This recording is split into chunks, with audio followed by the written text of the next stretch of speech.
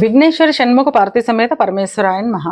రమాదేవి ఎస్ట్రాన్ వాస్తు channel వీక్షిస్తున్న ప్రేక్షకులకు స్వాగతం. ఆగస్టు మాసంలో గ్రహ సంచారం ఈ విధంగా ఉంది.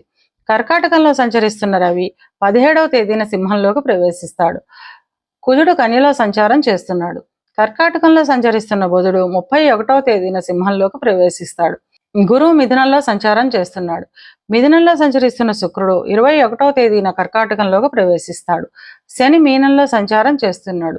రాహువు కుంభంలోను, కేతువు కన్యలోను సంచారం చేస్తున్నారు.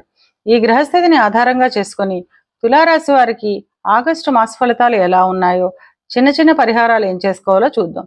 చిత్తా 3, 4 పాదాలు, స్వాతి 1, 2, 3, 4 పాదాలు, విశాఖ 1, 2, 3 పాదాలు కలిపి తులారాశిలో ఉంటాయి. తులారాశికి అధిపతి శుక్రుడు. తులారాశి వారికి ఈ మాసం చాలా అనుకూలంగా ఉంటుంది. కోరుకున్న పనులన్నీ సకాలంలో నెరవేర్చుతారు. ధన ఆదాయం అధికంగా ఉంటుంది. నూతన గృహాలు, బంగారం వంటివి కొనుగోలు చేస్తారు. 3వ వారం తరువాత చిన్న చిన్న అనారోగ్య సమస్యలు ఉంటాయి. ఈ విద్యార్థుల విషయానికి వస్తే అన్ని రకాల విద్యార్థులకు ఈ మాసం చాలా అనుకూలంగా ఉంటుంది. కోరుకున్న విద్యా సంస్థల్లో, కోరుకున్న కోర్సులలో సీట్లను సాధిస్తారు.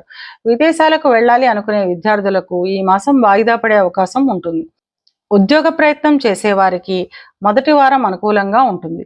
ఉద్యోగం చేస్తున్న వారికి 2వ వారం తర్వాత కార్యాలయంలో అభివృద్ధి ఉంటుంది. పై అధికారుల నుండి గుర్తింపు లభిస్తుంది.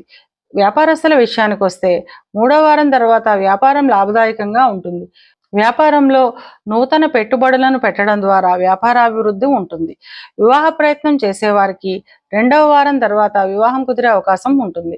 వివాహమైన వారు జీవిత భాగస్వామితో ఎప్పటి నుంచో ఉన్న ఇబ్బందులు తగ్గి ఆనందంగా, ఆహ్లాదంగా గడుపుతారు. విహారయాత్రలు చేస్తారు. విందు వినోదాల్లో పాల్గొంటారు. సంతానం గురించి ఎదురు చూసేవారికి ఈ మాసం వాయిదా పడే అవకాశం ఉంటుంది. సంతానానికి చిన్న చిన్న అనారోగ్య సమస్యలు ఉంటాయి. విలాసవంతమైన వస్తువుల నిమిత్తం అధిక ధన వ్యయం చేస్తారు. ఇవి కేవలం గోచార ఫలితాలు మాత్రమే. గోచార ఫలితాలు పూర్తిగా జన్మజాతక చక్రంపై ఆధారపడి పనిచేస్తాయి. కనుక తమ జన్మజాతక చక్రాన్ని విశ్లేషణ చేయించుకోవాలనుకునేవారు కింది నెంబర్కు వాట్సాప్ చేసి కన్సల్టేషన్ తీసుకోండి. తులారాశి వారి అనుకూలతను పెంచుకోవడానికి, ప్రతికూలతను తగ్గించుకోవడానికి మంగళవారం రోజున దుర్గాదేవికి కుంకుమ పూజ చేయించడం ద్వారా అంతా మంచిగా జరుగుతుంది.